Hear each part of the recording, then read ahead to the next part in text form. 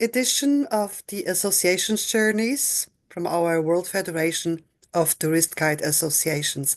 You're also very welcome wherever you are, with every continent. Today we have again 8 members presenting. It's going to be a full day. I'm sure it will be a wonderful day. And before we actually get started, I would like to give the word to our president, Sebastian Fragenberger. Yeah, wonderful. Good morning to everybody. So this is the World Federation of Tourist Guide Association. We are a federation. That means we have a lot of associations as our members, over 85 at the moment. And also tourist guides can be directly member of us when there is no association in their country. But today it's all about associations and what they have done in the last year. Our former president, Alushka Ricci, has introduced this format, and it's to present what you're doing in your country, in your association, and to share best practice with all the other association leaders, treasurers, chairmen. And this is what our association is for, to network between each other. We had amazing sessions. This is the 3rd day. We already had 2. And we had amazing sessions where we heard what others have been doing about free tours, or how they did get that the authorities recognize them as a professional business, or that they got licensed or regulated locally. And this is what exactly the day is today about. Hear what you can learn from other associations, ask questions, and at the end, professionalize yourself, your association, and do something for your tourist guides. So the World Federation of Tourist Guides is the voice of worldwide tourist guides. We are the professional network. And I would say we just start and listen what our members are doing. Thank you, Sebastian. Yes, and this morning we are going to start with Hungary. We are going to start with Europe. Remember, all presenters, we have a full 10 minutes. I will give you a little hint when you're very close to the end. And Christina Tamasi from Hungary, the Hungarian Tourist Guide Association. You're the first one to present today. The floor is yours. Thank you. Good morning, everybody. May I have my first slide, please, Viola? Yes, and I need it in full screen, please. Or is it staying in this? Yes, thank you. Okay. So, well, welcome again. I'm from the Hungarian Tourist Guides Association. It's called MIE in the short version. And we have in Hungary, can I have the next slide, please? We have in Hungary 2 associations, which is belonging for the whole country. We are the so-called, earlier we were calling ourselves the active ones, because the other one was a little bit more into the pension retired line. But nowadays they are picking up because more and more new people and younger people are coming to them. So it's a little bit different. But with ours, it's always the most active version, let's say this way. We have in the registered version about 15,000 guides, which is quite a lot, but not so many are working. We have workers, active ones, about 4,500. Well, these ones have to be regenerated as well, because we don't know for sure for everything. So nowadays the Hungarian Tourist Guiding Association is trying to, or tourist guiding, sorry, I would say the tourist agency is going to re-look at those people and re-register those people who are really working, and we'll see that what comes out in the next future. So next slide, please. We are all registered guides in Hungary. So we have the normal trainings, and we need a license to guide in the country. Little statistics to go on. For this year's Hungary's top visitors were the following, according to the Hungarian Tourist Agency. Germany, Czech Republic, Poland, United Kingdom, and Romania. These were according to the nights counted, how many they were staying, how many nights they were staying in the country. here you can see the Hungary according to the map, and you can fix it in on your own map. It depends that you can see the neighbor countries as well. Thank you. Next slide, please. And here you can see an interesting line. It is according to the snapshots from the visitors. It is very interesting that these were the main countries that were posting on Facebook, on YouTube, and on other sites, Instagram, TikTok, wherever. So the most ones is Slovakia. Then we have Romania, Austria. Okay, these are mostly, so to say, neighbor countries with Serbia as well. And then Germany is another situation because they are a little bit further away, but still there were so many visitors that they put more sites, more pictures up online. So this is an interesting kind of way to look at it, because if we look at the normal version, then it would come out that we have a lot of USA citizens coming from the USA, but they probably, not everybody is posting pictures online. We have quite a lot of river cruises. You can see on the picture the Danube River. On the left side we have Buda. On the left side, on the left side we have Buda. On the right side we have Pest. So this is the capital of Hungary, and we have a lot of river cruises arriving to the capital, and mostly with retired people from the US, from England, and from Australia as well. Thank you. Next slide. So, and then we have here some activities from the Hungarian Association. We do several study tours, study this and study that for our members. And we have mostly, I just switched, sorry. I'm talking about, yes, here we have, so we have problems with the, a lot of problems according to the authorities, to the decision makers. And this is a situation I was just lining up here some of the problems that we are trying to fight with. And because of this, we are sometimes losing members of our association because we don't really receive different help from the association, from the authorities, from the decision makers. For example, where to stop by the bus, how to get near to the places where we want to drop off or pick up people, how to, for example, receive a free entrance to the museums when we have to prepare for certain guidings, or even just to advertise the museum to our guests. Or we have to control the unlicensed guides that are coming to Hungary to visit, because there is a possibility to receive a certain license, so to say, a permission, not a license, I would say, the so-called with the cross-border licenses, but very few guides take the trouble to do this. And then, of course, then in this case, they are not allowed to guide in Hungary. Then we have, of course, refreshed tourist guiding laws, which we were making about 8 years ago, which is a situation because we did get it all the way to the tourist agency, but it did never got received to the parliament. So we had to even change it sometimes and renew it, so to say, the already renewed version, but it never really got to the decision makers so far. So then we have, of course, other difficulties in our work as well. And when we are fighting for other possibilities and to ease our work, which is very difficult. Next slide, please. And actually, sorry, I was just starting to talk about this because I mixed up the slides. It's a little bit smoother for me to see it from this side. So now I would like to say some words about the activities. What we are doing, we have regular studies for our members, like visiting the Hungarian Fine Art Museum, where we have a local guiding then.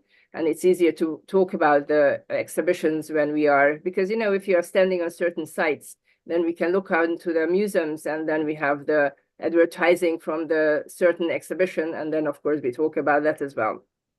Then we have different walking tours. We had this International Tourist Guiding Day, which is each year held in each country.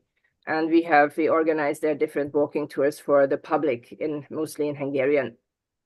Then we had a very special opportunity this year because the Hungarian travel exhibition offered us a little stand to advertise our association. And this was very special because usually we don't have this possibility. Then we had Hungarian composers' museums we were visiting with the local guides there in the museum. This was very special as well because it was actually organized by one of the districts of Budapest. And then we were asked to advertise it with our members, and then of course, we could go and visit. We have several light art museums in Budapest. This is one of the museum name which I have here written, but we have them in several versions. So this is a new, let's say, fashion in the town. And then we were visiting the Museum of Tax and Customs. And we have a regular study visiting all the time to the Great Synagogue, the Europe's great synagogue, greatest synagogue, and then also the St. Stephen's Basilica, which is the greatest church of Budapest. And this time we had a special study tour to Bratislava as well, which is the capital of Slovakia. We have a lot of groups we are taking there, and that's why it's good to know about it, which you can talk on the bus pre-hand before we received, of course, the local guiding on spot. So this we had as well, which was very interesting, and we'll probably have some more because many guys were already telling us that they had no time then, so they would like to come perhaps in January or sometimes in the winter period. So thank you very much for listening. Could you, yeah, thank you. Next slide. Thank you very much for listening. If you have any questions, I'm looking forward to it. Thank you. Thank you, dear Christina. You still have 1 minute to go. It was really a very interesting presentation, and we are it's really very nice to know what's going on in the different member countries. So can you just report to us, has tourism picked up for us guides in Hungary? Do you feel that it's Yes. like, Yes? This year was almost as double from 2019. We were working from March to October, really end of October, a little bit into November as well. Not much holidays and almost no free time between end of October and end of August to October. So it was really very tough in this case, and well, hopefully we'll have a little freedom. So freedom, I would say, more like relaxing time in the next weeks. Thank you. That's very, very good to know, Christina. And now enjoy your free time in the winter, in the European cold winter. Thank you. So, so stay with us if you have time. Our next presenter comes from Cyprus, and Maria Pinguris. But before she's on the screen, I would like to call our area representative for the region, Smaro. Smaro, will you please present yourself and tell us a little bit about what is the work of an area representative and about your region? Good morning to everyone. We're happy to be with you again today, early in the morning. And I'm Smaro Tulupa, the area representative for the southeast part of Europe, namely the area of the Balkans, as well as Malta, Cyprus, and Israel. And I have been the area representative for the last 10 years in this region. Now, of course, we have many more area representatives, so some of the countries I used to be responsible for connecting the World Federation locally to these people has passed on to other good hands of colleagues of mine and area representatives. So it is my great pleasure to be presenting Cyprus and Maria Pinguras. Cyprus is very important for us also for the World Federation because that's where we have our international training center. And Cyprus has offered us their hospitality very recently when we ran the 2 parallel training courses, the Train the Trainer as well as the International Train the Trainer. So Maria, thank you for being here and the floor is yours. If you can unmute yourself.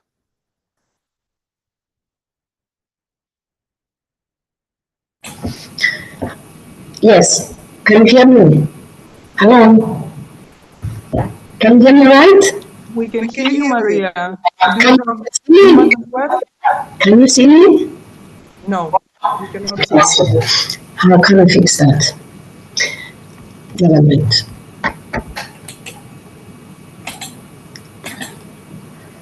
Let me see. Start the meeting. Okay, I hope you can see me now.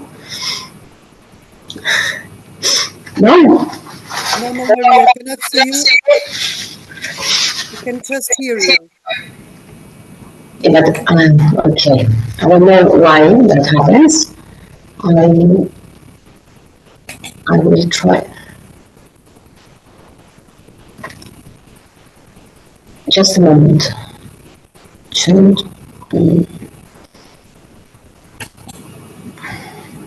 No, eh? Let me just talk then. I have pressed start video. You can still not see me. I will try to share the PowerPoint presentation now. I hope it will work. Yes. Maria, if you need a little bit more time, we can go over to the next presenter, and then we can go to the backstage. Can you see that? Can you see the PowerPoint now? I'm sharing with you. No. Okay, I can talk without showing the PowerPoint. Can I do that? Yes, you can, but we cannot see you either. Okay.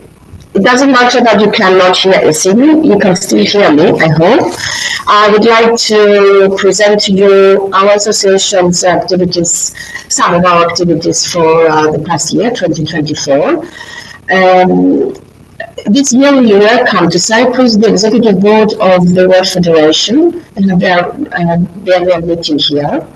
So this was a great top visit event for Cyprus. The World Federation of Tourist Guides Association, in collaboration with our association, Cyprus Tourist Guides Association, held its executive board meeting in Cyprus between 25th and 29th of November. So Cyprus served as a platform in a way for the executive board to shape the federation's directions for engagement and training initiatives over the upcoming years. During this visit and within the context of the meeting of the executive board of the WFTGA in Cyprus, a joint session between our executive board and the executive board of the federation was held in Nicosia. I got a picture for this, but unfortunately you cannot see it. During the meeting, we agreed in further strengthening our relations, and we discussed specific suggestions regarding the continuous education of tourist guides. During their stay in Cyprus, executive board members had the opportunity to meet with the Deputy Minister of Tourism, Mr. Kostas Koumis.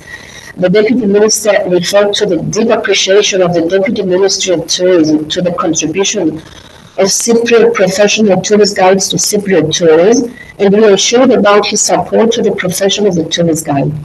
And furthermore, during the meeting, the role of professional tourist guides in promoting and preserving local heritage and in facilitating sustainable tourism were discussed. I've got pictures here. I hope I can fix it during my presentation. With the president, with Sebastian and our president Lelian, meeting with the deputy minister, Mr. Koumis. Also, the WFTGA executive board members met with the vice director of Leventis Gallery of the A.G. Leventis Foundation in Nicosia. The A.G. Leventis Foundation has been one of the leading sponsors of the WFTGA International Training Center in Cyprus. They also met with the vice mayor of Nicosia at the end of a working tour of the old city of Nicosia, which was kindly offered by the honorary president of the WFTGA, Mrs. Titina Razines. The executive board members also met with the vice rector of the University of Cyprus, as the University of Cyprus is one of the main collaborators of the International Training Center in Cyprus. Again, we've got pictures. Perhaps I'll send you the pictures later and you can I sent you the PowerPoint later, and you can put it on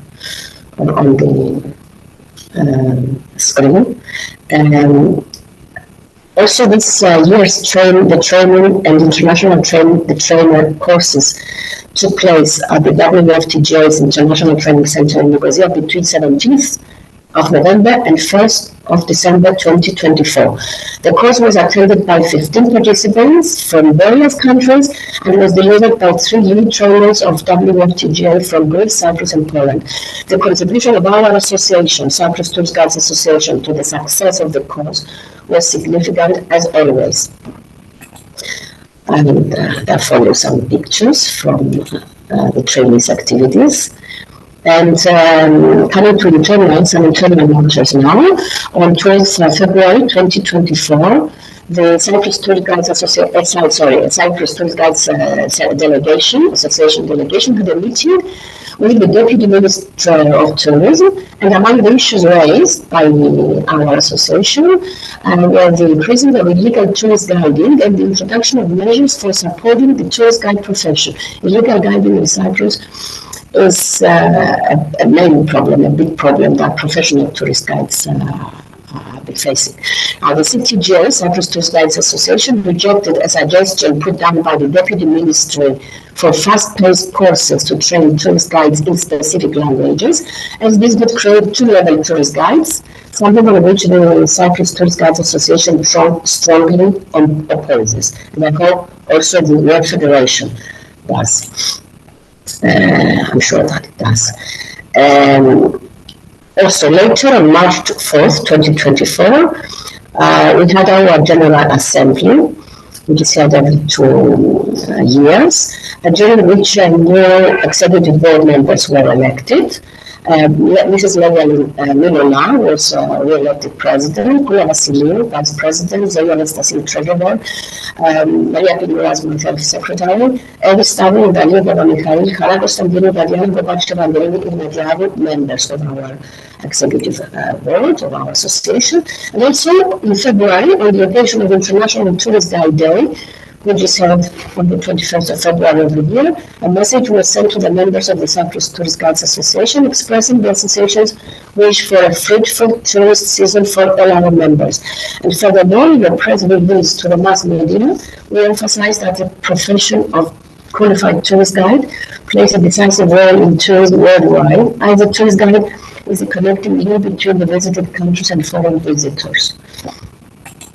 In February 2024, the CTGA organized the Get to Know Cyprus event, an institutionalized event that has been taking place in Cyprus since the 1970s. This event includes guided bus tours and walking tours that are offered to locals for free or at a very low cost, an initiative aimed at promoting Cypriot culture as well as promoting our profession within the country.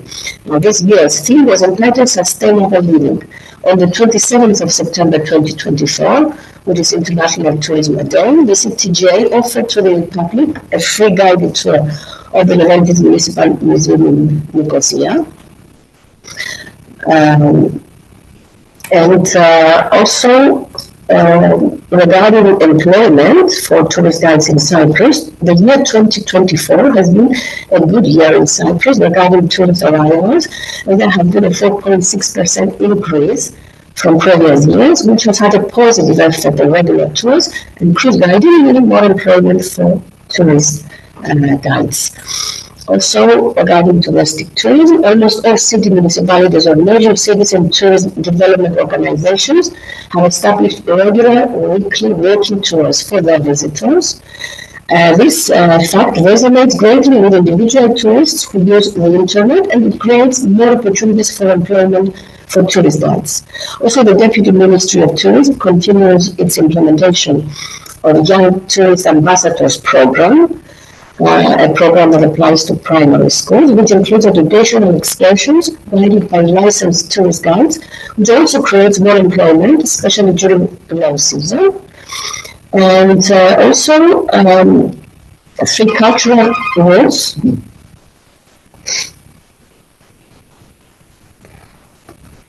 excuse me, with 20 guided tours were carried out within the framework of the European project HAPI, and that is done in collaboration with the municipality of Nicosia and members of our association, and led some of those thematic working tours with great success. I'll put some pictures here. So this is what I wanted to present to you, some of our activities this year. Dear colleagues, thank you for listening. I wish you good guiding experiences, and Merry Christmas and a Happy New Year. Thank you. Thank you. I'm sorry for not being able to present to you the nice pictures we had included in our presentation. We saw the pictures because our backstage I tried. perfectly. So while we were talking, we were seeing the presentation, and thank you so much for that. I hope, Maria, that you can stay with us for a little longer. But now we're going to jump to Northern Europe again. We are going to go to Scotland, and we have with us our area representative for the northern part of Europe, Sarah. Sarah Channing-Picker, would you please come to the stage and explain about your region? Of course. A very good morning, good afternoon, good evening, wherever you are situated in this world. My name is Sarah, as Christina had already mentioned. I'm the area representative for Northern Europe. I'm based in Hamburg, Northern Germany. And the countries which are in my area comprise, for example, the Scandinavian countries, the Baltics, Germany, well, because I'm seated there, of course, but also Great Britain. And it's my pleasure to welcome Joan Dobby from the Scottish Tourist Guide Association today in order for her to give us information about their association. Thanks for being here, Joan. Good morning. I think there we go. So this is a report for Scotland. We start with our insignia in the top right-hand corner and an example of our tartan there through the middle. And you've also got our website and email address on screen at the moment. Scotland is fashionable, probably as much as anything, because we are viewed as safe and stable. There is also what we here term the Outlander effect. Next slide, please. Although we have now come to the end of the filming of that series, for those of you that don't know it, it's based on a series of books by Diana Gabaldon, and the heroine travels between 18th century Scotland and the present day. And although we've now come to the end of the filming of that series, Scotland currently still attracts many film shoots. Guillermo del Toro's Frankenstein is one of the latest, and the wrap party for the remake of The Running Man was held in Glasgow a couple of weekends ago. According to Visit Scotland, next slide please, visits and spend are up in the first 3 quarters of 2024.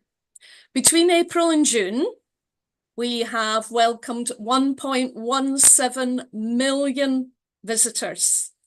And just to put that in context for Scotland, that is 21% of the national population. You'll need to click the next thing, Viola. Thank you. Between July and September, we welcomed 1.44 million, and this is 26% of the national population. So you can see how fashionable we are at the moment. Next slide, please.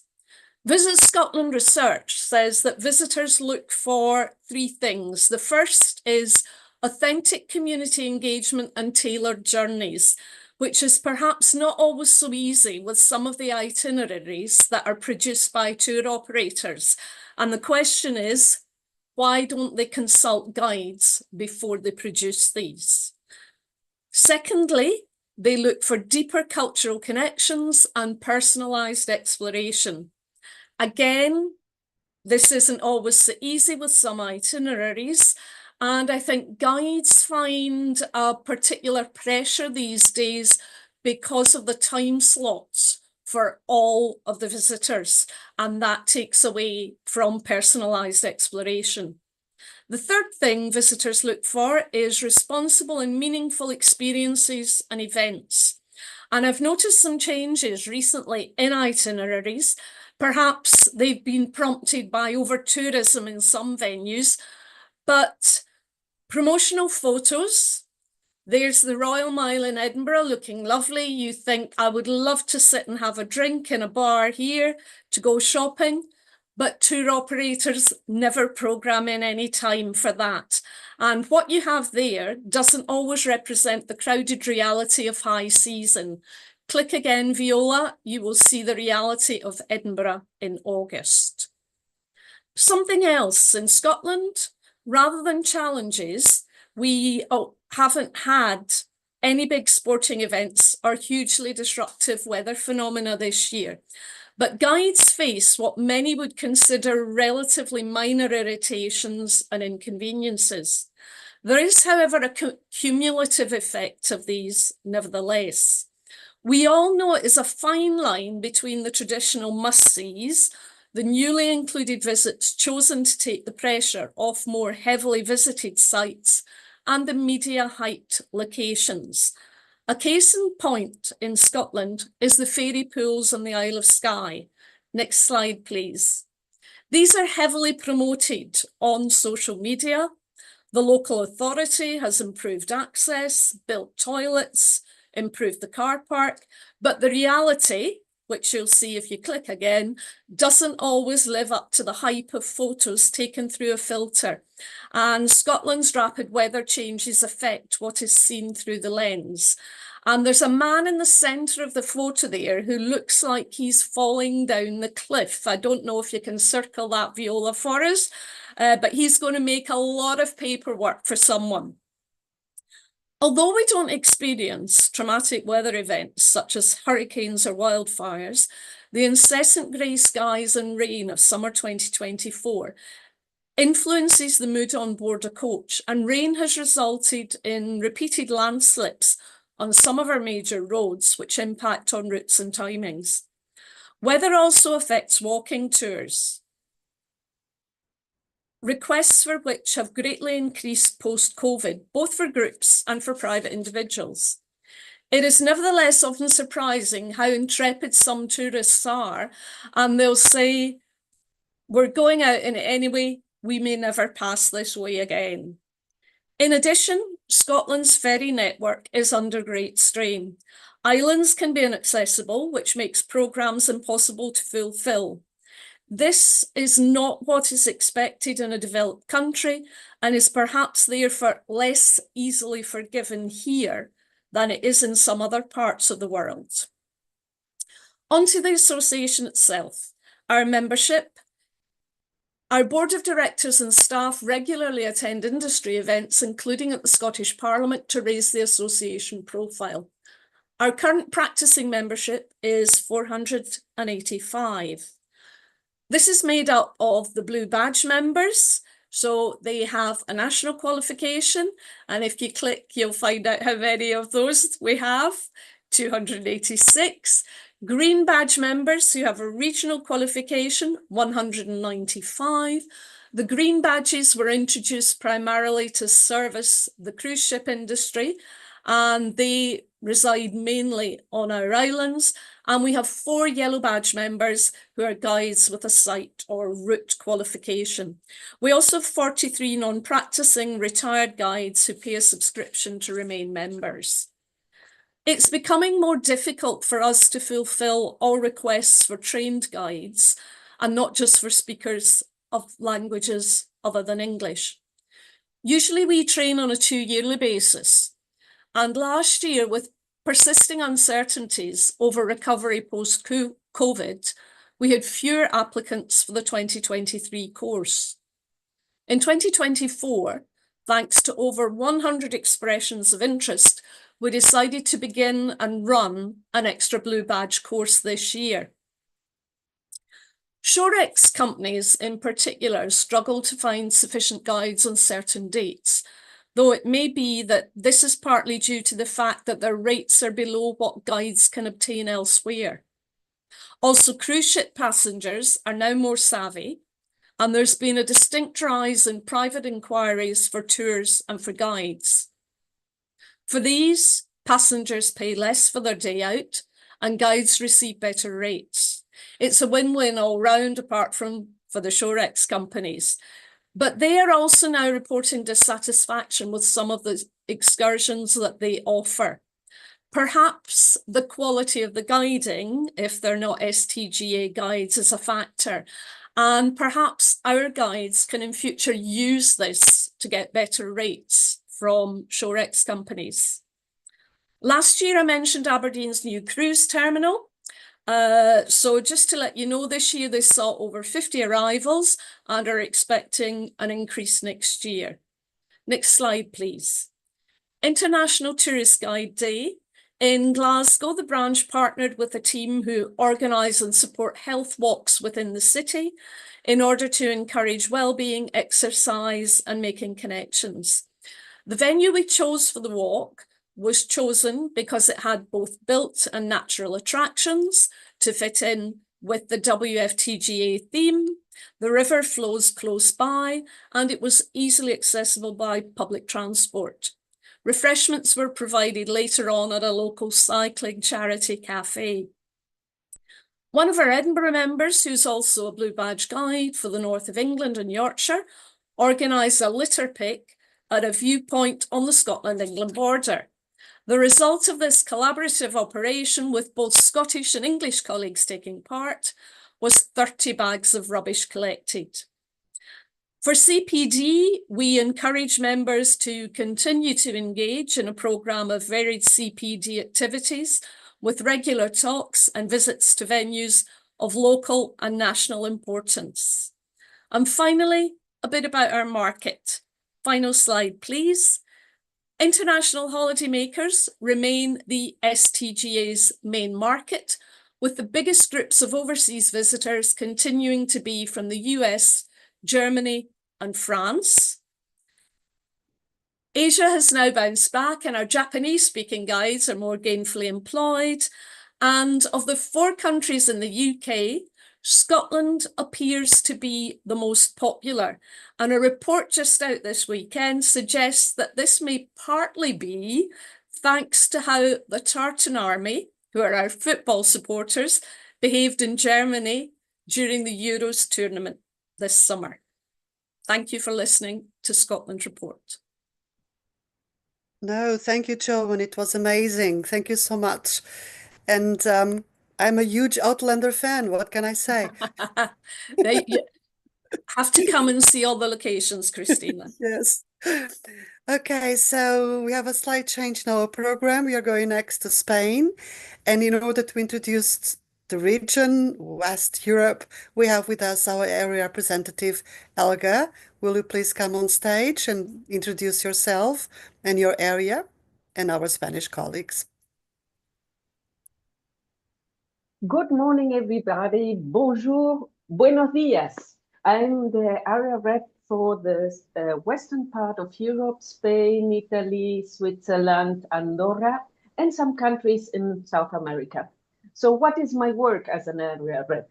Well, connecting people. When we have contacts from my countries, asking what is the World Federation? What are you doing? What advantages give it to me? Of course, we contact them and explain, and also we go actively to contact guides or associations to join us. What can do the World Federation? The World Federation can help you to create an association and to train your tourist guides in those universal laws of a tourist guide. A good tourist guide is not only the one who knows about information, but knows how to transmit them and to entertain. It's the perfect blend that we have to show. And I have now the pleasure to introduce my colleague, Joan. Joan comes from Valencia. Valencia es la tierra de las flores y del amor.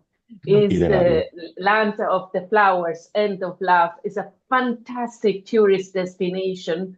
It's a little jewel in Levante, one of the regions of Spain, and he will explain what is the association, a fantastic association. I had the pleasure to be part of meeting. They had over 30 people were having lunch at the harbor of Valencia, and it is a very, very active and powerful association. Joan, it's your floor, please. Thank you very much. Hi, good morning, everyone. Thank you. I would like to start sharing my presentation. Oh, sorry.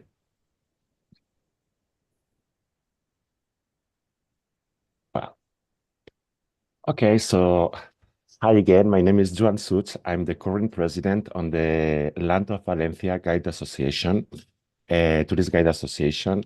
And we are also member from CIFAPIT.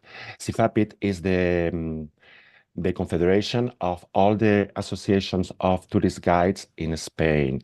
And from here, I would like to thank the committee board of CIFAPIT for give us this space for just show you the challenge of Valencia. So, just I would like to say that CIFAPIT is composed of 26 association of guides with a total amount of more or less 1,500 guides, representing almost the entire country of Spain. We also are part of the National Tourism Board, where main representatives of the tourism sector and the national levels participate. Through the Tourism Board, there is more direct contact with the national administration and, of course, with the main government. So, I will start. So, this is me. And I would like to start saying that we have, since the pandemic, little by little, we reach the numbers that we have before of the pandemic, and in the first 7 months of 2024, we really have we surpassed the previous numbers of visitors in all our destinations in land of Valencia. We've got new challenges, all challenges like tourism phobia, mass tourism, gentrification. But 1 month ago, we have a climate-related tragedy that changed a little bit the situation in Valencia. In fact, the economic activity fell down in an 80% during all the month of November. There were no work in Valencia for guides. So this is also because the continuous broadcasting of images of the disaster caused fear and, of course, natural concern about visiting the Valencian region. So it must be emphasized that this natural disaster did not affect the city of Valencia. And this is why we took different actions since the first day. Our members in Valencia just participate actively in the disaster, just helping all the areas. After that, we have several meetings with the different institutions, city halls, the government, the regional government, just to start different projects to start the recovery. So we attend all these meetings, and of course, we request all the needings from the tourism sector. 40 hours after of the disaster, we realized that all the reservations were canceling in Valencia, all the cruises, everything. Valencia seems like a phantom city. So in the next 48 hours, we wrote a document that to explain what happened and to reaffirm that the city of Valencia was still alive and was intact. We translate with our members, of course, this document in 8 languages, and we send it to our contacts, agencies. Of course, I contact the committee board of CFAPIT to share this document, and it was shared as well with FEC and with the global worldwide guide community. So, of course, we made, for the recovery, we organized different charity visits. I asked to the committee board of CFAPIT to the rest of the associations in Spain to collaborate, making different charity visits from other communities, from other regions in Spain. Of course, we made the same in Valencia, and we start these charity visits around 1 week ago. And I have to tell you that they have been a success. We have we need at least 3 guides for each visit. This action, in fact, it's a little bit complicated because after with the funds donation, it's a little bit complicated for the association. So finally, we decide to buy different materials for schools for hospitals with the funds collected in the visits. And sorry, I missed one slide. Okay. I missed one slide because when I speak in the first time I speak with CFAPIT after the disaster, CFAPIT just make a donation of 10,000 euros to through International Red Cross, of course, for helping all the areas. And I also would like to thank you, CFAPIT, for this donation from here. And of course, in the beginning of December, we celebrate the marathon in Valencia, and this event was a very good promotion for the city. Unfortunately, we already lose the month of November. We won't recover the month of November because we lose all the work in the city of Valencia and in the surrounding area. But I think that all the efforts and everything we made was in the way to try to show that the city was intact. And of course, the tourism is our way of life, and supporting the tourism is supporting also all the areas that have been damaged by the disaster. And finally, I would like to share with you a video with some images from my colleagues in Valencia. Eu estou aqui para te dizer que Valência continua em pé, de braços abertos, esperando por você. Faça da sua visita um ato solidário. Valencia è sempre in piedi. Valencia seguís en pie. Valence s'attend, welcome toujours. Valencia sigue en pie. Valencia, Valencia, steady mano. Valencia wciąż stoi na nogach. Valencia blijft staan.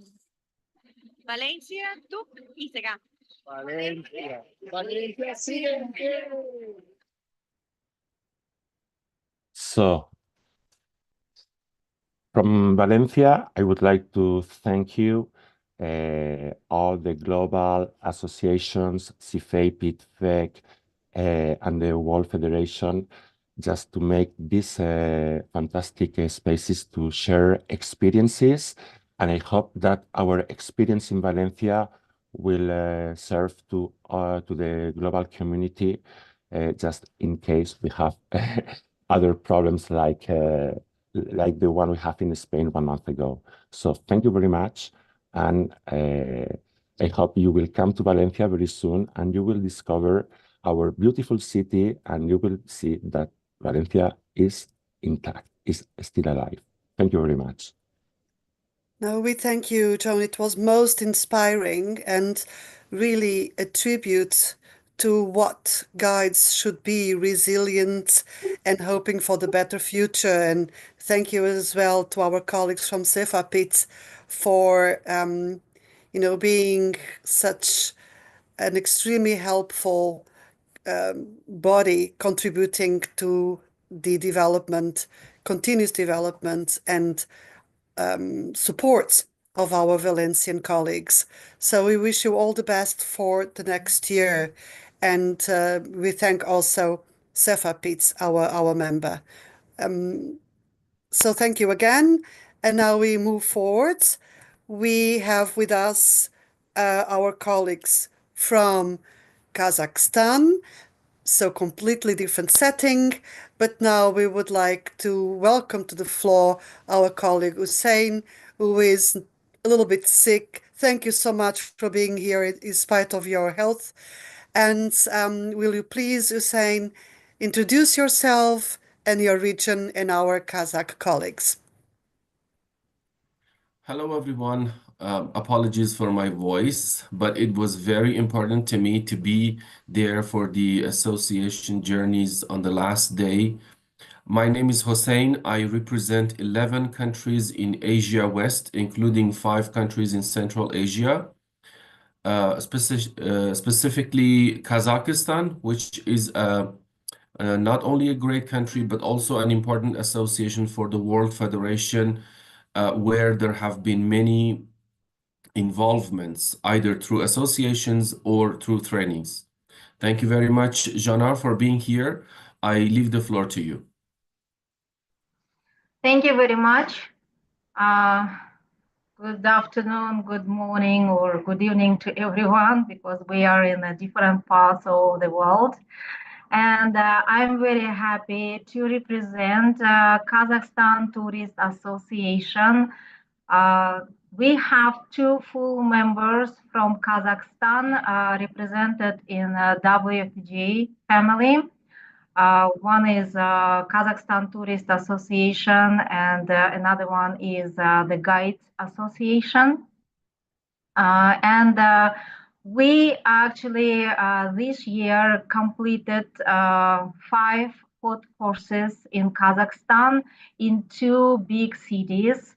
One city was Almaty, which is in south.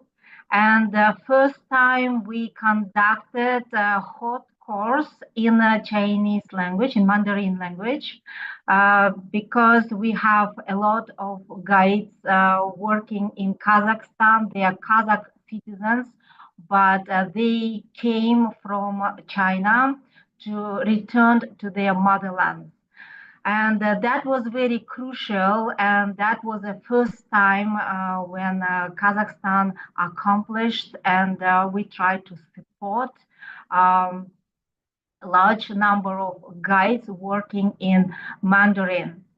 And also 2 hot courses were conducted in Astana, our capital city.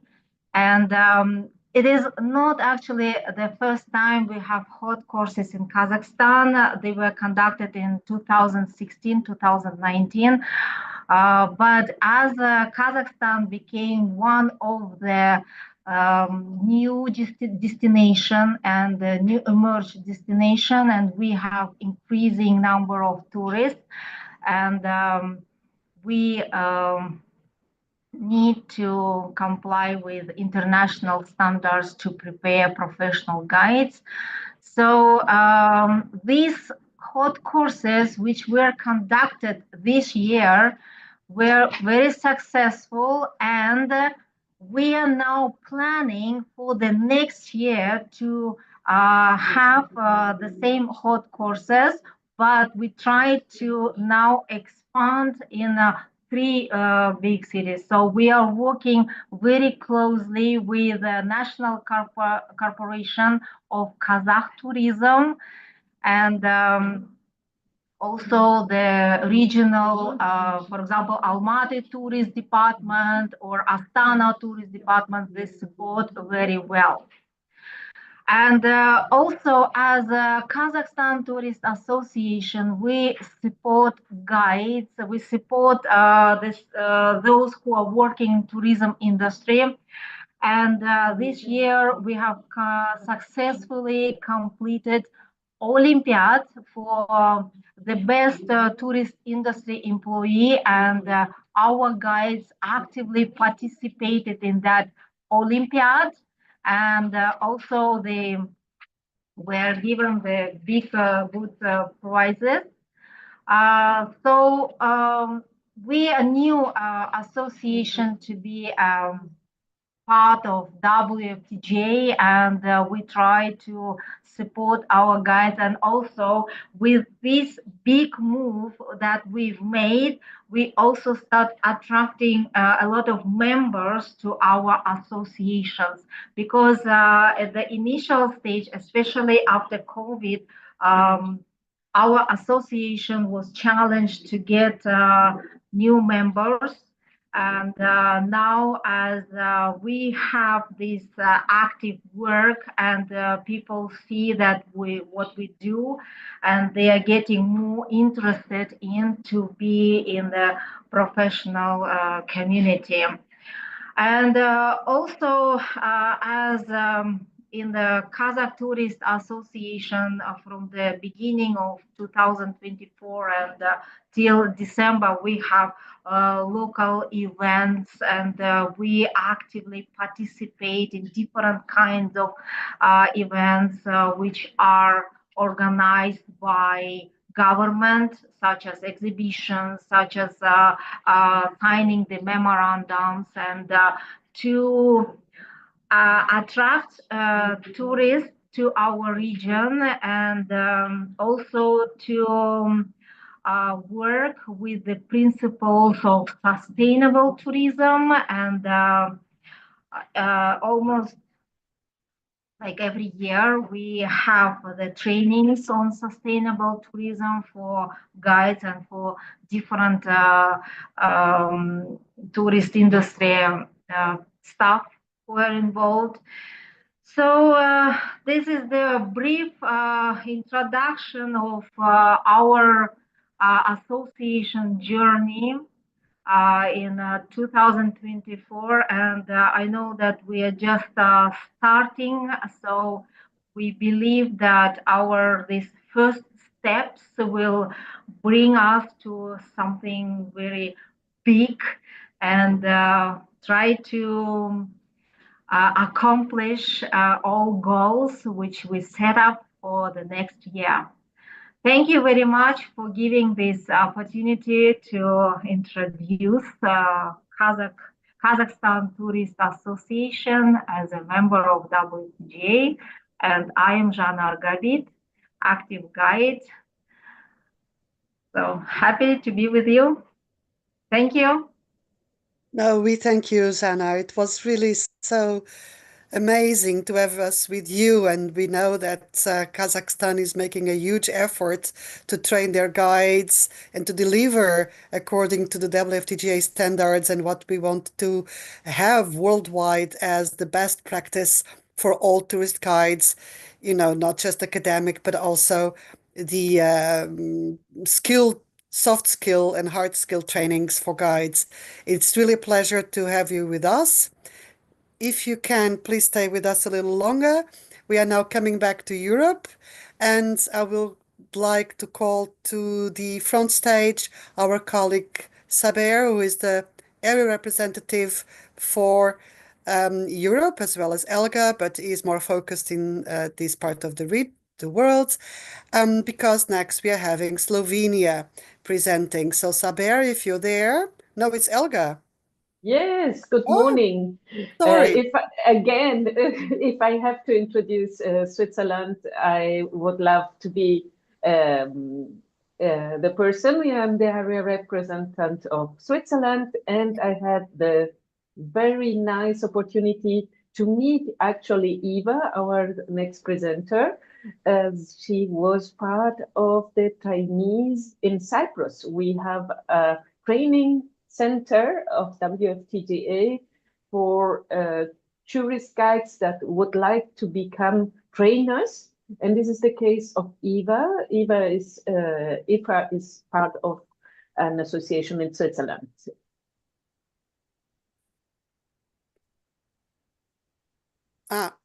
It's Slovenia. Oh, sorry. No problem. Slovenia next. No problem. Switzerland will be here as well, and our colleague Eva. But at the moment, there's our colleague from Slovenia, Monica. So very, very nice to welcome you in our webinar, showing the association journeys from all over the world. Please, Slovenia, the floor is yours. Thank you. Thank you. So I hope we'll be able to see our presentation now. Not yet. Yeah. So if you double click on the slides. Yeah, just a second. I'm not sure. Maybe I'll have to open it myself. Yes, you have to open it first. No, it's me, sorry. It's it's Viola here. I can see it on the screen. Is it not being shared? It says stop share. So can anybody see this, the slides? Not yet, no. Okay, hang on.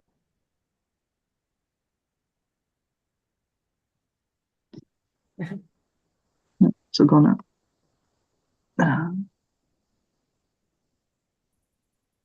Okay. So we have, okay. Can you see them now? Oh, yes. Yes. Excellent. Thank you. Thank you very much. Thank you. So I'm representing the Argos, Association of Regional Tour Guides of Slovenia.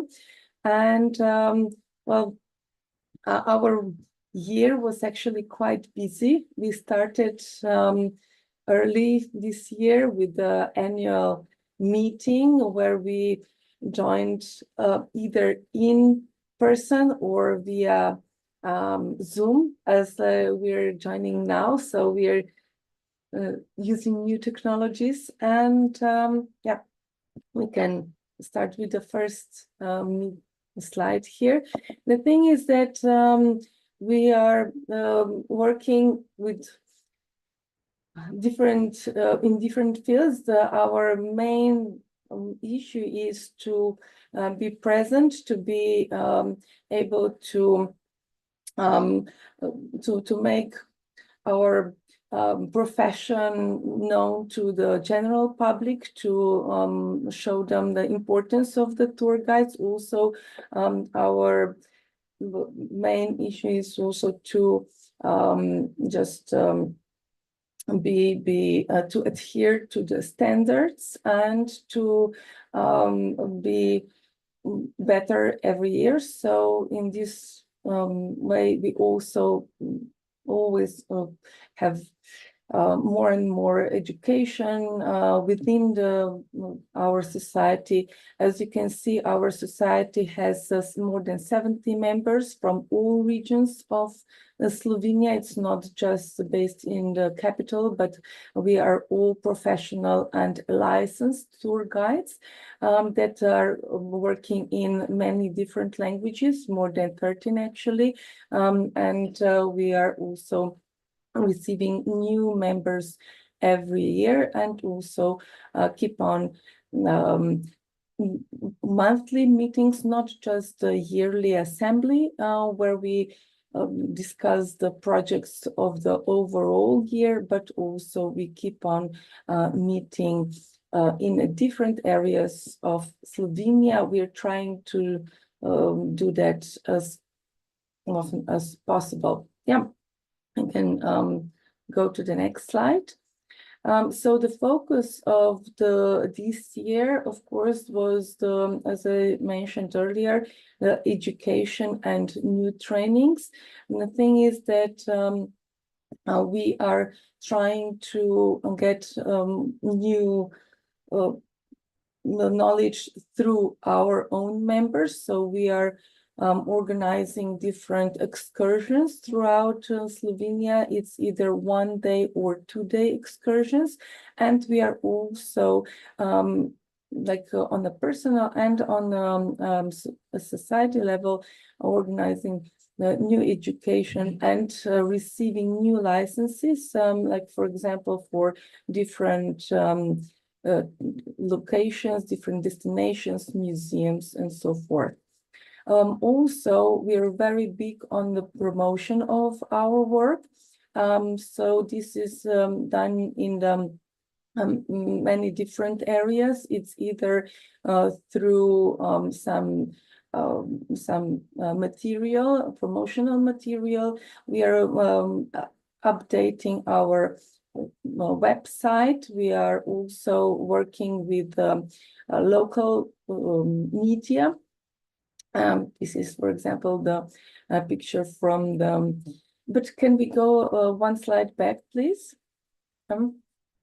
Yeah, also the social media campaigns were very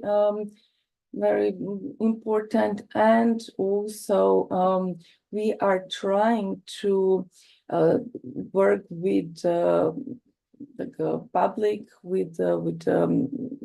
also with different guided tours that we do on a certain days. So can move on. Thank you. So the General Assembly obviously is quite important because we set the new goals for each year.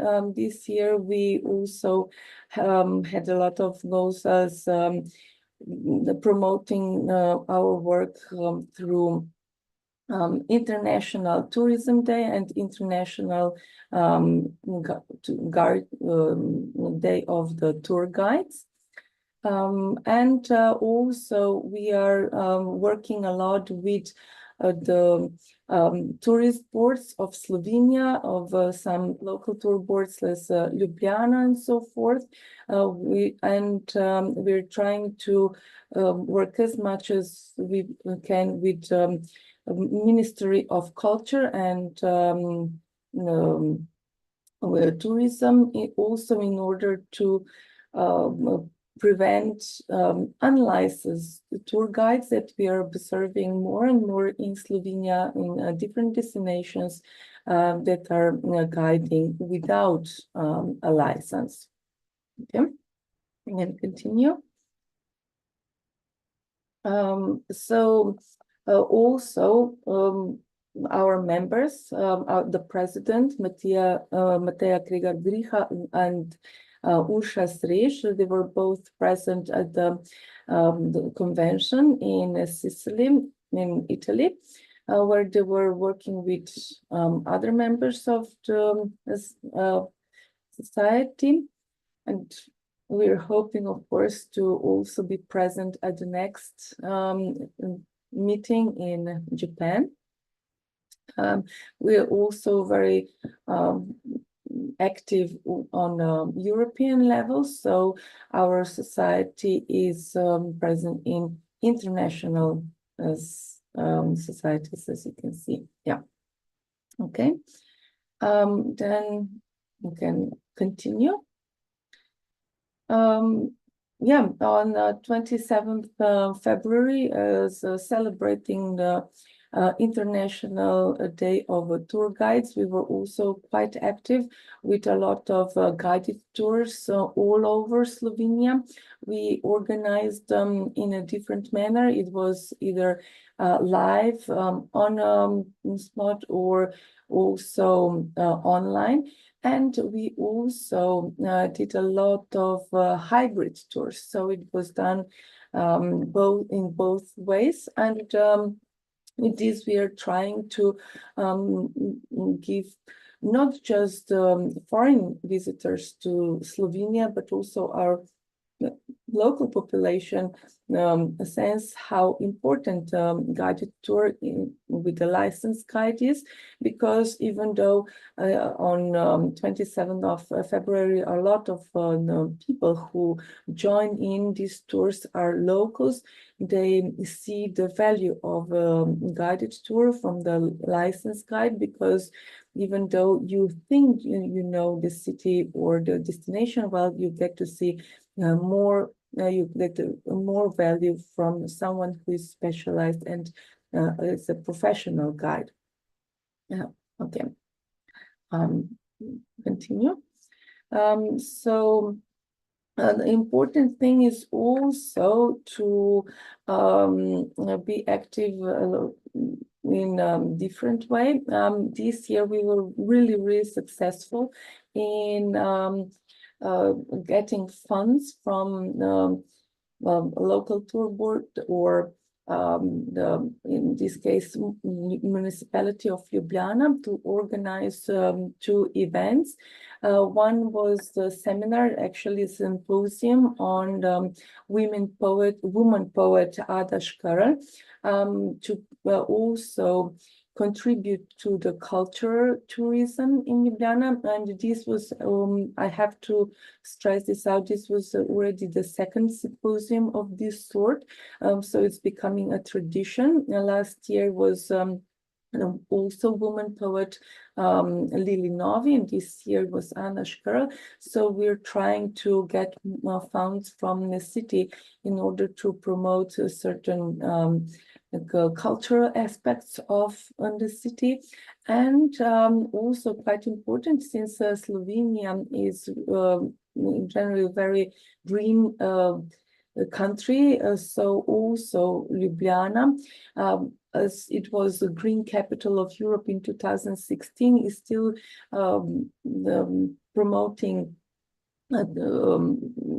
green living, sustainability, and we got funds to organize tours to further promote this sustainable way of living. So we joined in these efforts, and we organized tours on carbon neutral Ljubljana. Okay. Yes. Dear colleague, we just have a couple of minutes to go, although it's really very interesting. Thank you. Already at the end of the presentation. So also we're cooperating with a lot of NGOs. We try to give back to the society with offering free of charge tours that are mainly done online, working with elderly people, people who have certain disabilities and cannot travel. So we organize virtual tours for them, online touring. Continue. Thank you. The next one, please. And yes, with this, I can conclude the presentation. So we have been very busy this year, and we intend to stay as busy, if not even more, in the next year. So in the beginning of 2025, we also have the assembly to revise and to review the goals that we have achieved in this year and set new goals for the next year and the next decade. Thank you. No, we thank you. And I'm so sorry to bring that point out that we're almost finishing with time, because it was really very inspiring, and especially about the online tours for people who cannot actually attend tours in person. That's really a huge thing. And also sustainability, always very important. And it's really interesting that you got financial support to do that. So stick with us if you can. It was a pleasure to welcome you here. And now we still remain in Europe, and we are going to present, I have the good fortune to present to you our both area representatives, Helga, that has been with us before, and also Saber. Will you please then introduce yourself, Saber? And I mean, Slovenia was more your area, now it's Switzerland, but okay, introduce yourselves and your countries. So again, my name is Helga, and I'm responsible for European West with Saber. It is a question also of languages, and I speak German. This is why I take care of Switzerland and also Spain with Spanish and Italian for Italy. And Saber is my colleague that takes care about the French-speaking parts of Europe. Saber, would you like to introduce yourself? Thanks, Helga. Good morning, everybody. My name is Saber Hassan, and I am area rep for Europe West with Helga. And so we have different countries, they speak different languages. And so Switzerland, they have also French language. So with Helga, we represent this magnificent country. And I leave the floor to my colleague Eva. She will speak more about Switzerland, and she will tell us about her association. Thank you. Thank you very much. Good morning, everybody. I'm Eva from Switzerland, and I'm very pleased to take you on a little tour through our activities. Welcome to Swiss Tour Guide. What you see on the screen here is Geneva. I am from Lucerne in central Switzerland. Our name is the Swiss Tour Guide Association, and I'm here today to put us on the map. Because, dear WFTGA friends, Switzerland is not on your map, although we are members of the World Tour Guide Federation since a while. So you see, Switzerland is, as in many ways, the hole in the middle. We are also the hole in the European Union. So please, if you have a chance, fix that. We are on the map, Switzerland, in the middle, surrounded by France, Italy, Germany, and Austria. And that is important, as you heard with the two introductions, with the languages. I will come back to that. So a large part of Switzerland, majority is German speaking, but we have a minority of French speakers, an important one, 30%.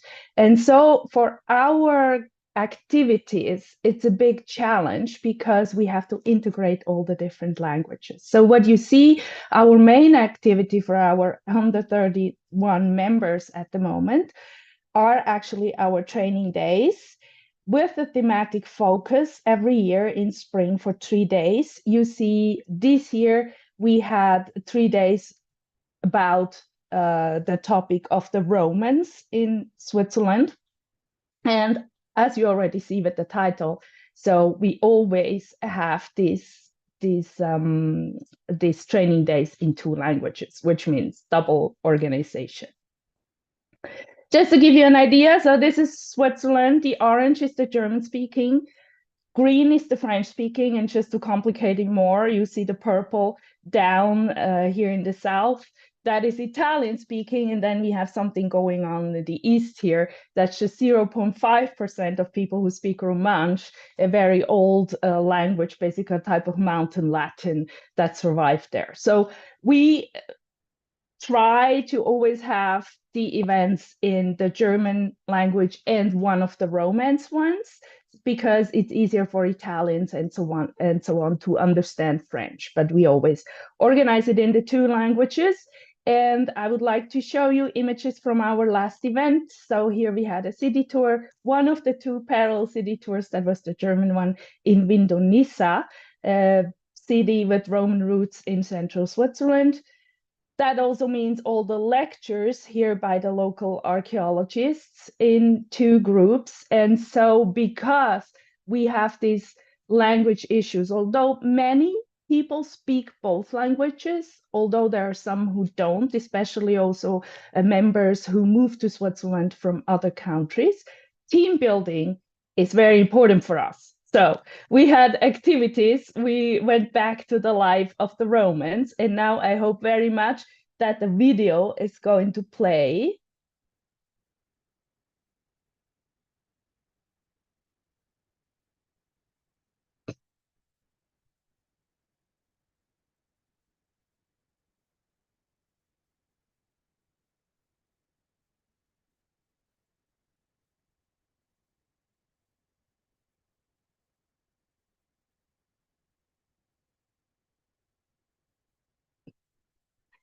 So you see a lot is going on here, and that actually helped us to have a very good experience going back in time, but it also allowed us to see what actually these museum guides at this particular site are doing, and inspired us to collaborate also with them. We're already preparing our next training, which will happen this March in Fribourg. And all our German and French-speaking friends, also from the surrounding countries, are invited to join us, of course, to this training, this time about the medieval cities. And just to show you again, Fribourg is right here on the border between the French and the German-speaking area. So it is a perfect meeting point to actually bring us all together.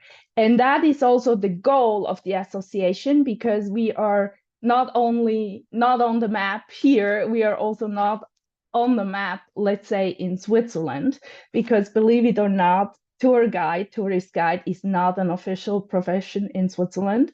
There is no official national training. There is no official diploma. There is no protection of the profession. So we want to change that. And we did it by starting to follow the trainer course this November in Nicosia. My colleague Margit and I, so Margit is the third from the left, and I'm the one in purple next to the Christmas tree. And relating to our colleagues in Saudi Arabia, inshallah, we will get our diplomas by the end of the year or in early January to start with training. And in fact, we already have set up a training or planned a training for tour guides in Switzerland for January 26. Last, look back to our website. In that whole process, we would also like to redesign our website. And so the board of the Swiss Tour Guide Association is going to meet on a retreat for 3 days this February to actually really work on these projects of a tour guide course and the redesign of the website. And I hope that we can present you next year the results of our work. It will be a very exciting year for us. Thank you very much.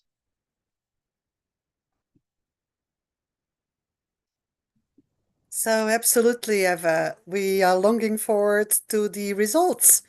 You're looking forward to listen to your results. So thank you for having been with us. I think it's the first time that Switzerland does a presentation on the Association Journeys event. And yeah, and it was really very well received. Thank you so much. And for our last presentation, we are going to do a big jump to India. And I would like to introduce to you our Indian colleagues. All right, are you there? The Tourist Guides Federation of South India, TGFSI. Unfortunately, our colleague, our area representative from that area, Mr. Faisal, could not be with us. He's working, but the floor is yours.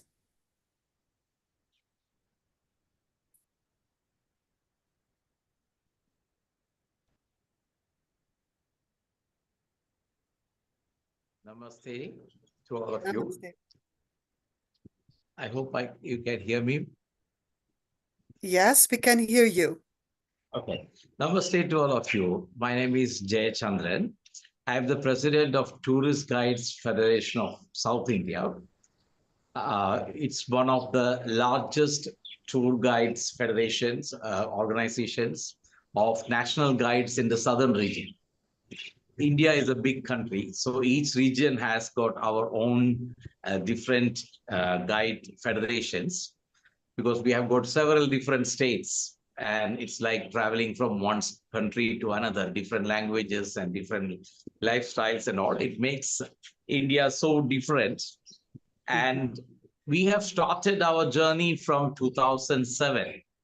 Will you please change the slide, please?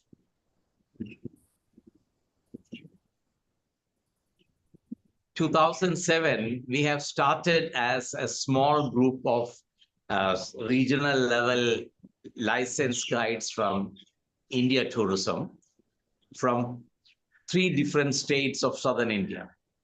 Basically, that was started as a facilitation between tour guides to know different things about conditions of roads and different new changes happening in the different states when we travel between. But later we realized that we should be thinking in much broader terms to include all the tour guides in the entire southern region. And from 30 tour guides and become the largest tour guide federation of the region.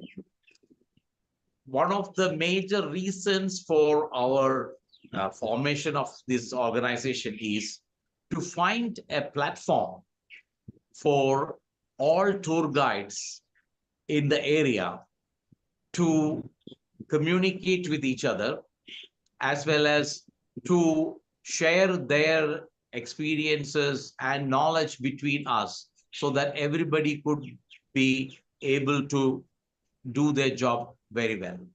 Next slide, please. Now, TGFSI is represented by tour guides in all 5 states and the Union Territory of Pondicherry in the southern region of India.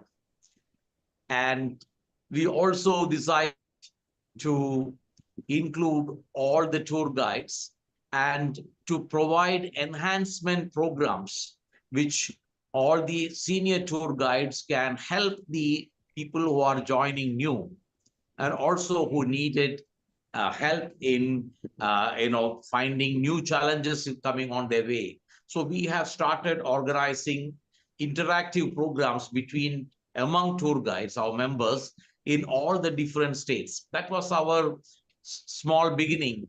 But then we got into more interactive tour programs, inviting very efficient personalities in history, architecture, and also on various interesting facts about the region. And next one, please. Next slide. But there are different challenges which really come on our way. Apart from our efforts to communicate among us to the tourism department of various different states and the national tourism department, and also to participate and involve our members to participate in various tourism programs organized by both government and the private sector stakeholders. We do have our own challenges in ensuring that the profession will survive despite certain big changes what happened in our country in the last 8 years back. Next one, please. That really made us to stand together in making our place strong and to negotiate with our stakeholders and the tourism department in the national level to ensure that tourist guides needed to be recognized as a senior or important stakeholder in the tourism business. Being a big country, still we don't have a national tourism law which clearly explains the role of different stakeholders. Tour guides are given licenses, but to honor those licenses, the guides in our country had to go from door to door, because many times the tour guides with licenses will be just spectators, and people who have no background will be taken by some tour operators, not everyone, but some, for even for cheaper wages. That used to be our major challenge. So Tourist Guides Federation of South India decided to take this matter at the highest level. And we have taken up this issue at various levels, fighting for the cause to get the recognition for tour guides, especially those who are selected and given license by the national tourism body. Next one, please.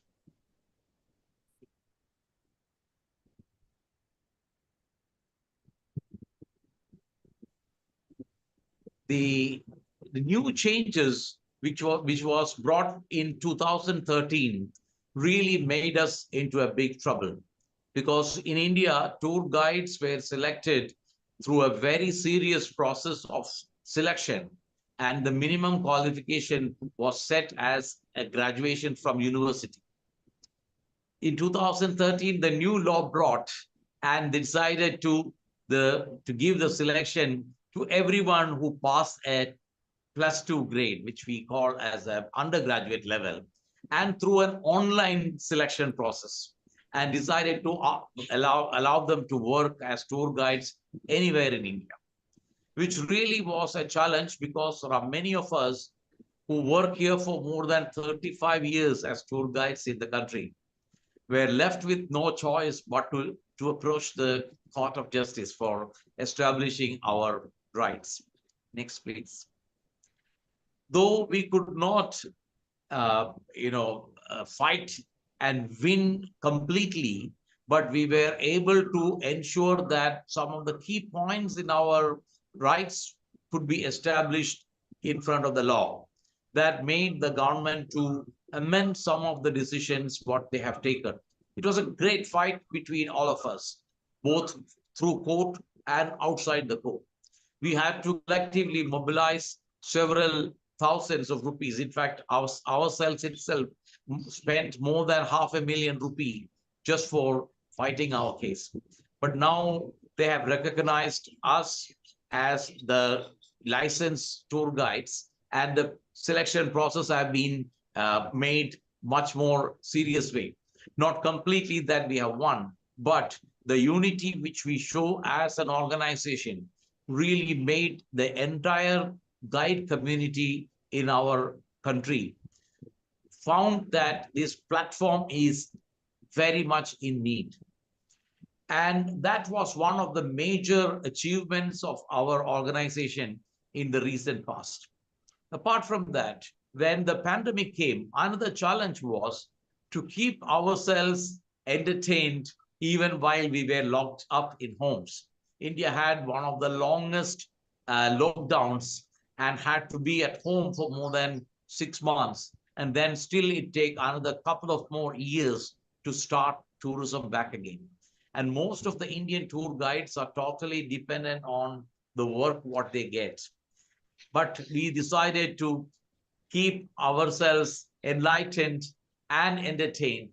We have organized a platform for online webinars, and we invited all our colleagues nationwide, irrespective of whatever their organization is, and presented 85 webinars on various different aspects of our country. And that really gave a lot of boost for people who are sitting at home, just trying to brush up their memory, to come out with more enthusiasm to participate in our role as tour guides once the work has started coming.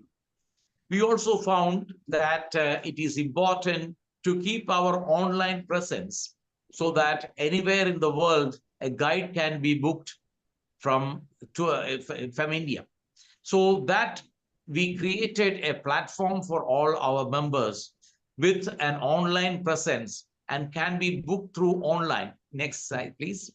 It's called bookyourguides.in, through which our members can have present their profiles and also show their availability, their capability and their credentials, so that anyone who is looking for a guide can be directly in touch with the guide locally online and get a quicker response in getting their work to be booked.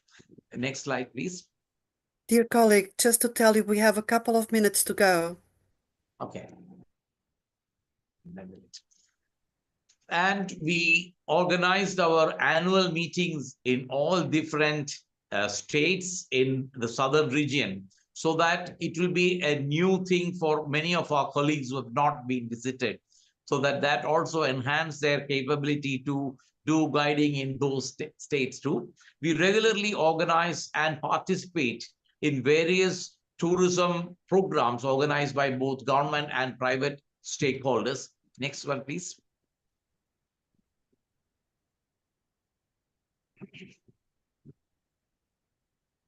And now what is the new latest thing is that our consistent attempt to create the pressure on the officials and the stakeholders to get a reasonable time but space for the tour guides to be honored as stakeholders have been given good results. Now all the states of southern region and the national government decided to include the representative of TGFSI in all bodies where they have organizing stakeholder meetings. Next, please.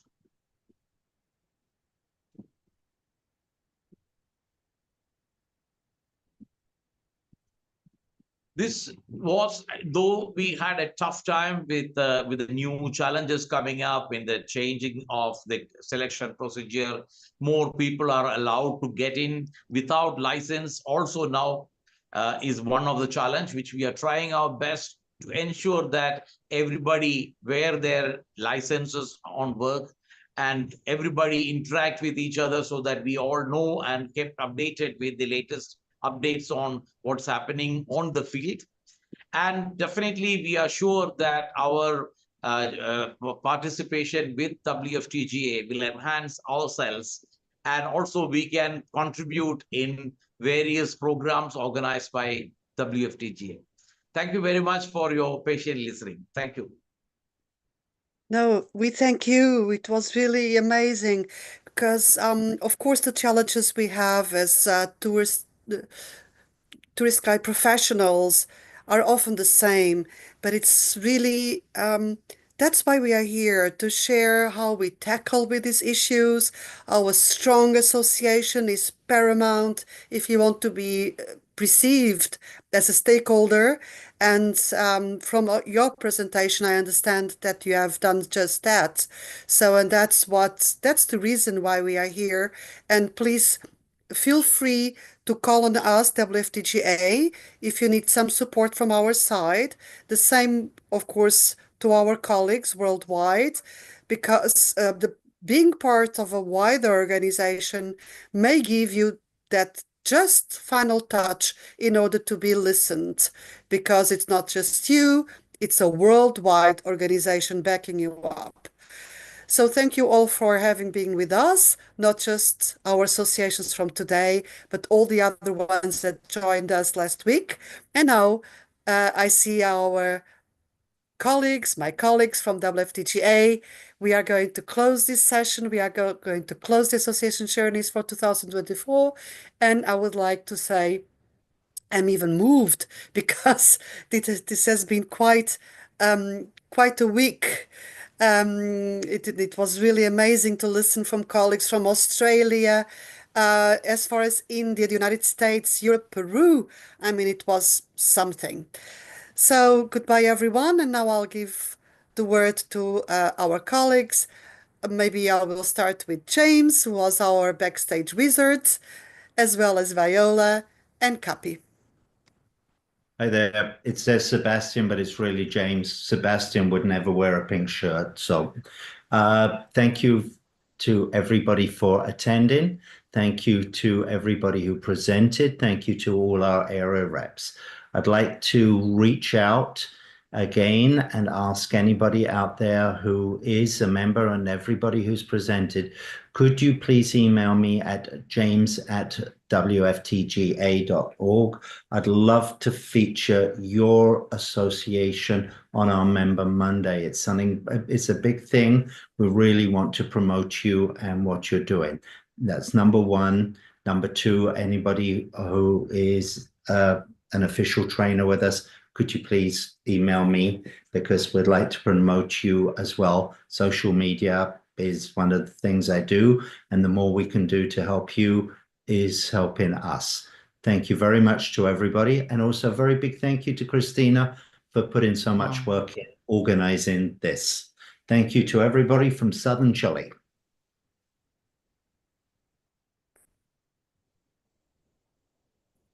Okay, maybe I go next. So yeah, thank you everybody. Really big heartfelt thank you. As Christina said, I'm quite moved as well. And those association journeys, day 3 today, and we have been doing it for a couple of years, they always bring hope. And whilst you were speaking today, actually the light came out here in Scotland. So whilst that was happening, also listening to your words brought home for hope for the future. I'm responsible for the training portfolio in the executive board, and thank you especially to those of you who mentioned training, who participated in our training, who supported our training, and all the very, very, very best for the training you've planned in your own areas. The online engagements, even so association journeys are finishing today, online engagements will continue.